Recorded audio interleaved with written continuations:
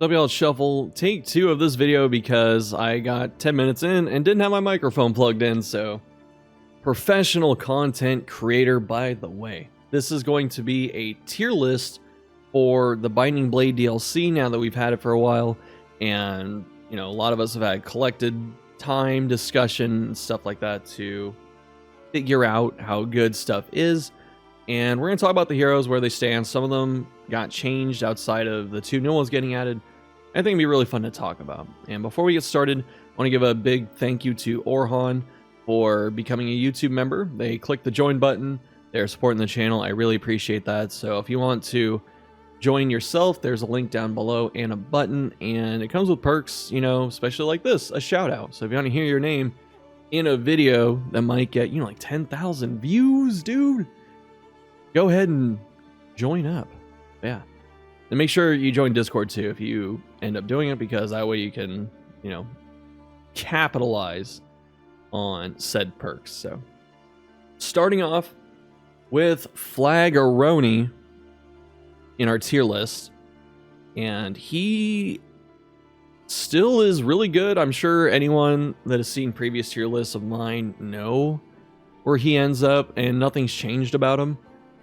All of his paths are good. Scourge has some weird conflict, but it's not really a major thing because you have like Lash and Suffer kind of do similar stuff, but it has an amazing Deathless heal, and every single path has more. Move is insane. It's super unbalanced because it's a ton of HP every other turn for like Taunt, which is the easiest no-think type of thing to use as a token. And so because of that, his character is really good. Death is, you know, big deal, but not big enough to scare anyone off of playing him. And so with that, easy S tier. We'll start off with some high praise. Next is Grave Robber, who, if you're unaware of, has been getting slow buffs as time goes on. So she got the stealth change where you can stack it, and she got a couple damage bumps here and there. And then what she got recently, as of I think 2 days ago, she got the ability to use repartee without stealth. This has a lot of interesting applications, and the reason is, I think it's mostly because Dualist exists, and Dualist had access to repartee with meditation, but there's no other huge requirement. She just had to be in a stance, but you know, you could find yourself in that stance very quickly. For Grave Robber, it's much harder to get into stealth at a reasonable pace while still being in range of enemies that can hit you. So with that said, it's a nice improvement. It's got a cooldown, can't spam it, and if she's in stealth when it activates, she gets a crit bonus. There's no downside. She just gets crit if the enemy misses her. And so now what we're looking at is a few different ways to play this hero now. Even before path rework, we have, you know, damage over time, we have some range options, we have some melee options, we have dance options, we have hybrid stuff. She has self-sustainability with 2 of her heals, and now she has basically a tank setup. The tank robber dream is in fact real. It's kind of crazy. And so I ran this type of Grave Robber earlier this week, and I was blown away by how freaking good it was. Some of the most fun I've had in a while, and I recommend you try it if you haven't. And because of all these incremental buffs and something as small as changing one skill, I think she just shot the heck up this tier list, man. I think, like, no bias, she's my favorite character, but no bias, man. She is actually really good now. And what's holding her back is she doesn't have, like, you know, the most solid defenses. She has dodge, but dodge is, you know, not guaranteed, unlike block. And doesn't have a lot of HP. She can heal it, but, you know, having a lot of HP and or not a lot of HP, her heals are percentage based, so she doesn't get too much back from it. But otherwise, in a great spot, honestly. Like, I don't think she needs really much or really anything else. Maybe like 1 or 2 damage things, but like a point? I don't know. We're splitting hairs at that point, I think. So she is very good. Next, we talk about Helen. So Helen is someone that definitely needs some love right now. She has some interesting mechanics between winded and bleeding, execute, movement, rank position, self-heal. She's got a lot of cool stuff going. But it always comes back to Ravager and hitting stuff, you know. So it kind of sucks that a lot of her fun stuff is a bit smothered by just the overwhelming presence of just killing stuff in 2 hits with Ravager. And the other paths that she has do suffer for that. So Berserker, main drawback is she can't use both bleed skills in the same spot, so that kind of sucks. Carcass is a really cool, fun, and interesting path. She basically can't die. It's really hard to kill this character when she has this path. But because of that, the game currently doesn't accommodate slow playstyles, and it's a slow playstyle. So, game's getting better about it, but because of that, she only has like one real consistent game plan. So outside of that, or if it ever gets nerfed, then she's going to be in a lot of trouble. And so, with that in mind, I'm going to put her in B. Pretty fair for her, I think. She gets like scaling damage when she takes damage. Like she gets a % bonus. And she has some good tools in reach, but definitely lacking in a lot of areas. So next, it's Highwayman. Dismus, fan favorite. And Dismus is in a pretty good spot. The take aim nerf was small but good.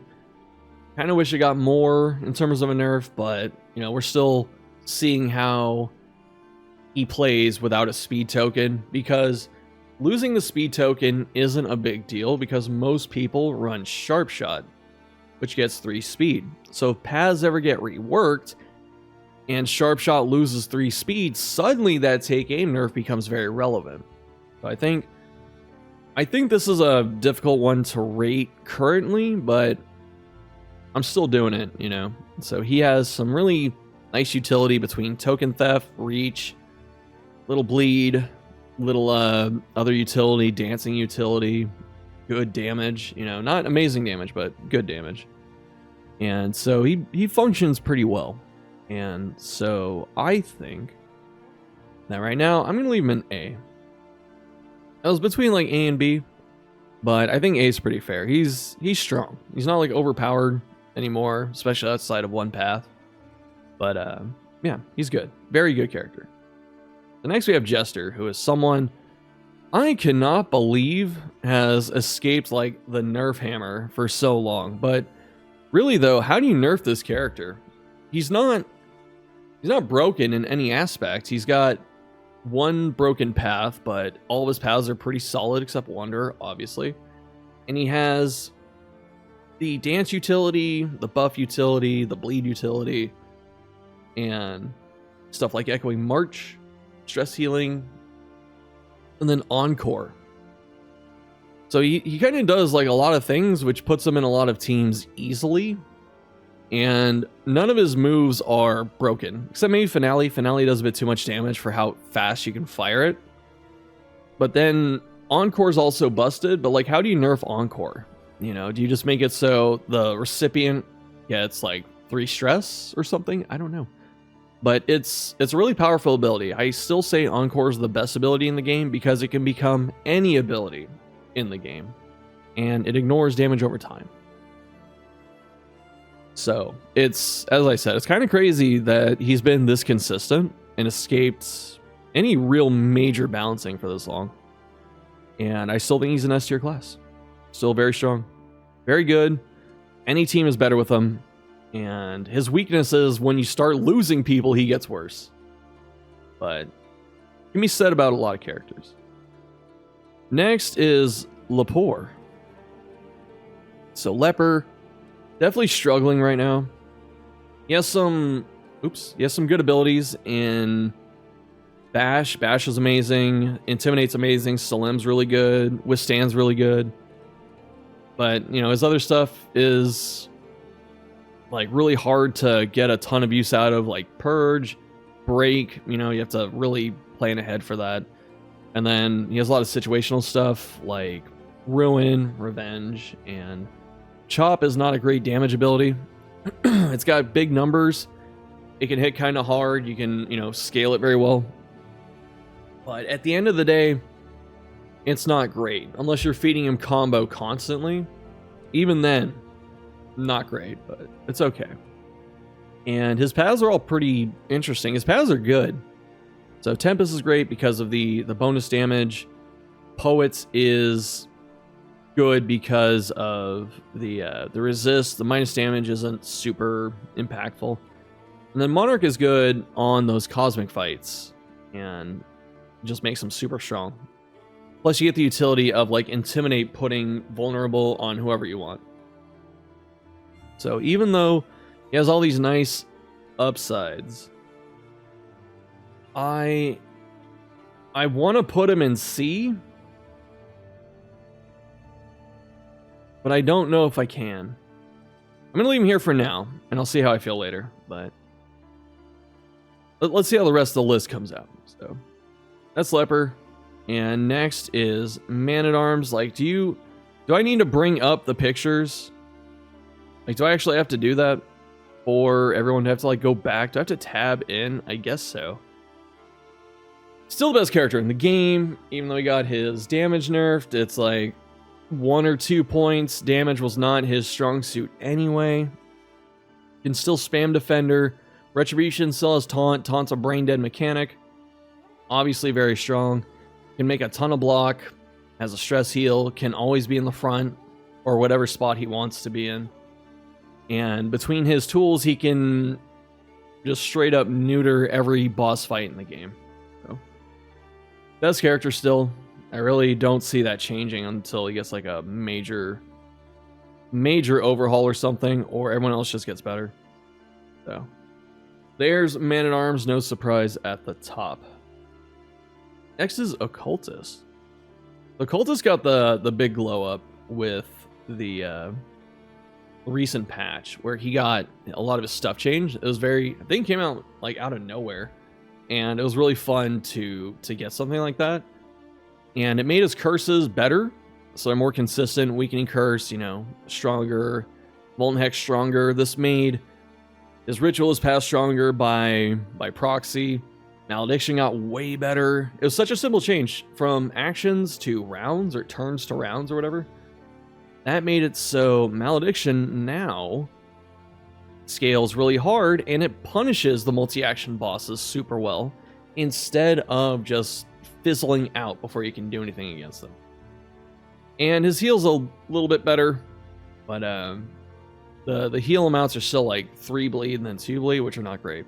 And Binding Shadows, melee out of 4, so he's got a lot of cool stuff. And his paths are all good.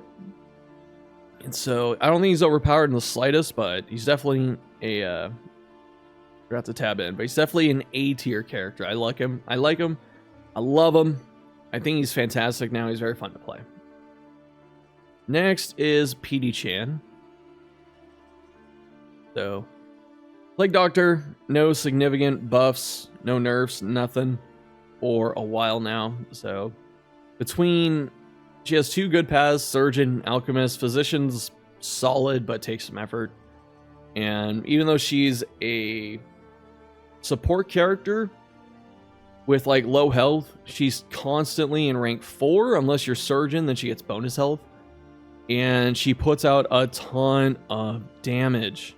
Between Alchemist giving her Res Pierce and bonus crit, which is also Res Pierce, you know, in a way, because you get the extra 20%. And how good Blight is overall, because it sticks to most things. She's a powerhouse. She's still super, super good. Any rank 4, or any team that needs a rank 4, just pops her in there, and it's instantly better. So she's up in S. Didn't change, nothing changed, so there you go. And now we have Runaway. Runaway is a bit tragic. So she really suffers from a couple of like bad or underwhelming abilities, or they're like too niche to make big use out of. Like Run and Hide is okay, really wants the mastery point. Searing Strike just honestly isn't that good. You can get a lot of extra burn on a combo, but your combo tokens are better spent pretty much anywhere else. Firefly is really good, but that's it. Smokescreen is very powerful, and so she kind of comes down to 3 or 4 attacks, and that's Firefly, Smokescreen, Cauterize. If you don't need any of those, you don't need this character. Like Hearthlight doesn't do enough. Controlled Burn's actually pretty good. Dragonfly is only good in certain comps. Ransack is really not good. Firestarter's okay, and then Backdraft got decimated by the nerfs to scaling skills like this. So it can't crit, it doesn't scale off bonus damage, it just unfortunate. The biggest buff this character received was Crusader being added to the game because he synergizes with her perfectly. He has burn stuff, he gets other things with his paths like damage against burning targets, execute against burning targets. He can burn as well to help her out and like spread burn around and stuff. So like Backdraft.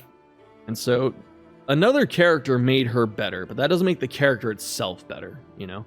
If you don't have the DLC, for instance, does this character suddenly get better? No. You get the DLC, she's only good with someone else. And hopefully she gets some love soon. She's a really cool character.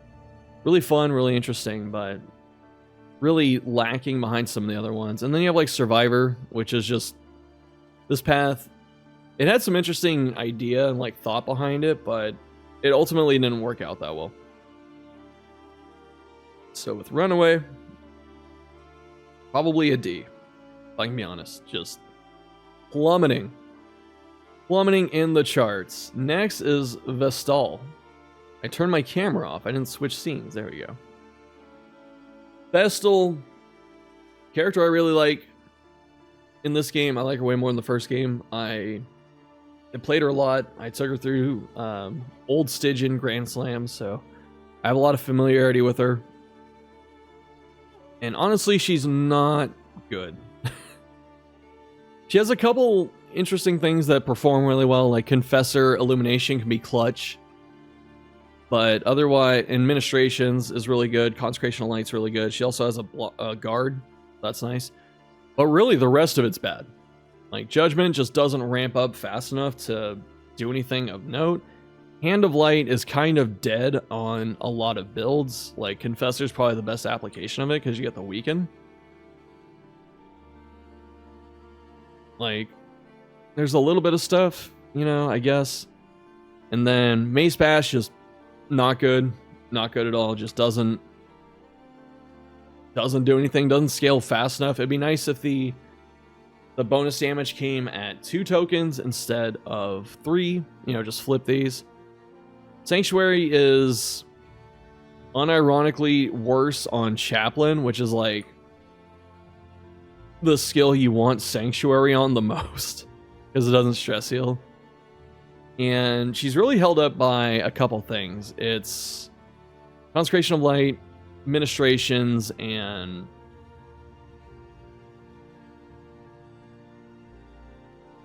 I don't know, man. Just it's not there. Divine Comfort, the heal amount even mastered gets obliterated in like a turn. You know, you can heal for 2. Well, guess what? Most enemies are hitting you for 2 bleed, 2 burn, or whatever immediately. So it's like neutralized. Guess what? There are 3 other enemies on the field that do the same thing. And then all of a sudden it doesn't exist. It slows stuff down, but it doesn't do enough.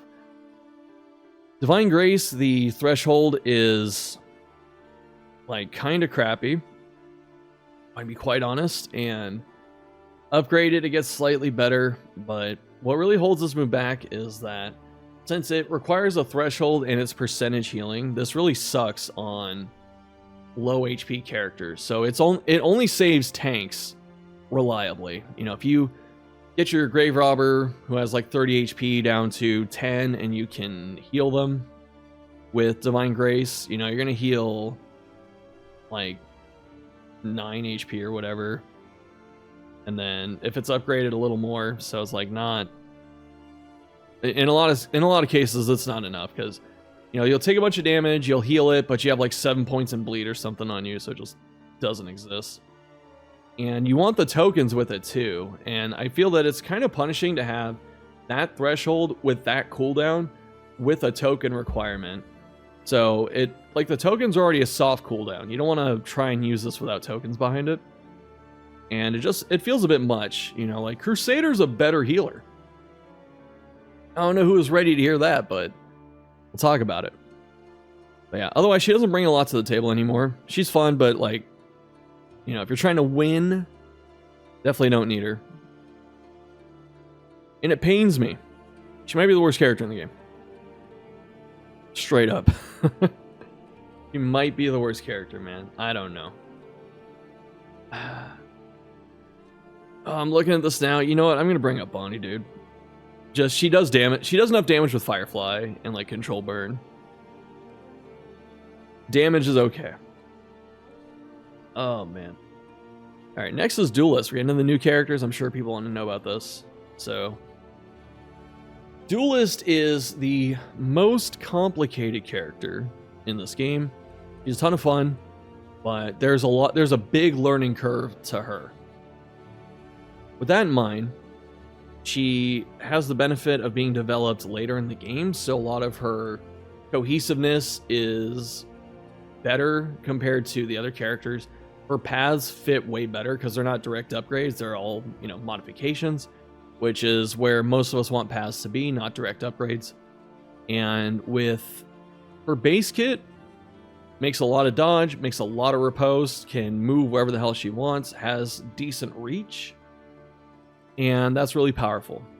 Her instructor path is really fun because you can dump all of these buffs onto like a hyper carry. You can give it to Leper, you know, even though Leper's not super strong, you can make it so Leper ignores blind for a couple turns on the other path. Like foolish, but yeah, the other path. But you can still give Leper again, you know, because he's gonna get hit a few times, he's gonna get some stress, and then you can get bonus damage off of that. And then she can also be a stress healer. Like, does she need to be a stress healer, man? No, she doesn't, but she has it. She has stress healing, dude. It's crazy. And then she has access to execute, no setup stuns with some of her other stuff. Like antagonist. Is this the one? Yeah, this is the one. Antagonist instruction, ignores blind. Really cool. Is that on all of them?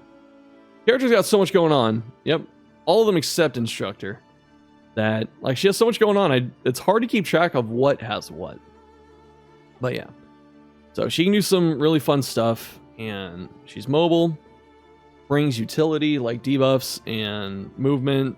Tanking, because she can like meditate and get dodge plus and then get riposte. She does a lot. And her one drawback is that she is squishy. But between the ability to move out of harm's way and generate a ton of dodge at one time, usually not enough to matter. But unlike Grey Robber, she can't self-heal on demand, so at least there's that. But where do we put her? This is definitely the hardest one to rate, because with Dualist, it's, do us as players not understand her well enough yet, so she seems really good? Or is it that we do understand her and we're overthinking it, and we think she's good because we're overthinking it? Or do we think she's bad because we don't understand her enough? It's hard to say, honestly. So I think I want to take the safe bet. And I think right now she might be higher or lower later, but I'm just gonna leave her in B. It's a safe bet. She's good. She's not super overpowered, game dominating or whatever. You don't need her for any specific runs and stuff, but she's a lot of fun. So we'll see what happens as the game progresses. Finally, we've got the boy. I've gotten so many comments in my videos. I've read so many comments on Discord and Reddit, and so many of you call Reynold your boy. I don't think all 17,000 of you have joint custody. All right, y'all have to figure that out. With that said, Reynold, solid, cool, and has a lot of fun stuff going for him. So all of his paths are like Dualist, where they're not direct upgrades, they're just side grades and modifications. And he's a really fun character because he's very easy to pilot, he's straightforward, nothing out of the ordinary, no new mechanics and stuff like that. It's just block, taunt, heals, fire damage, you know, it's stuff you're used to. So his paths don't really modify that too much. The biggest switch is Banneret because it makes him a backline support if you want to. But other than that, like, his skills are, you know, solid. Smite changes on a lot of the paths to do different stuff, but it gets bonus damage on Wanderer, so that's actually a good damage option. Stunning Blow takes off strength and combo, which is really cool. Zealous is okay, gets better if you have Bonnie and stuff. Inspiring Cry, finally we have another stress heal, that's really good. Rallying Cry changes a lot on his other stuff. Reap is interesting. I mean, it hits pretty consistently hard, which is kind of crazy. Battle Heal, this is why I said he's a better healer than Vestal. The cooldown is the same or shorter. You get 3 uses of it. You don't have to ramp it up. Got a better threshold. And it can heal him too if need be. Compared to Vestal, who needs an extra, you know, conviction token or 2 to make it really good. I mean, you're fighting for like 3 HP, 5 HP at that point, which, you know, you might have to wait an extra turn to get it, and the person that needs it needed it last turn. If you use Banneret, you can use this move anywhere. It's not rank restricted. But on Wanderer, it's up front, and having a frontline support, you know, is fun in a lot of ways because it opens up team options. And even if you ignore this, he has 2, 3, sometimes 3 sources of regeneration, and it's a lot. Like, it's a good amount of regen. You know, being able to, I mean, 2 and 3 is okay, but, you know, he can do it to himself whenever he wants. That's kind of nice. And he gets upsides, like offensive upsides to it. Then you have Bulwark of Faith, which is very powerful. Like, having 4 regen instead of 3 does so much to get you, like, past those single instances of dots. And so he can move around too. He's not screwed up by getting moved like Vestal is. And yeah, tenacity that changes. So he's a plug and play into almost any team with little thinking, little effort. So that's really good for him. It's kind of how he was in the first game. And he's not overpowered. Not in the slightest. He's good. Can do some cool stuff. Easy to build around. Is he overpowered? No. So he's either B, maybe A. We'll leave him in A for right now. I think people are going to really talk about the Sahara one. This is the hardest to rate, as I said, but we'll see. Maybe she is A. She does some pretty you know what? I'm going to put her up there. She's got consistent damage between like riposte and stuff, so we'll do her there. I'm happy with this. Definitely. So that's it for our week 1 tier list. Let me know what you're thinking down below if you agree or disagree or whatever.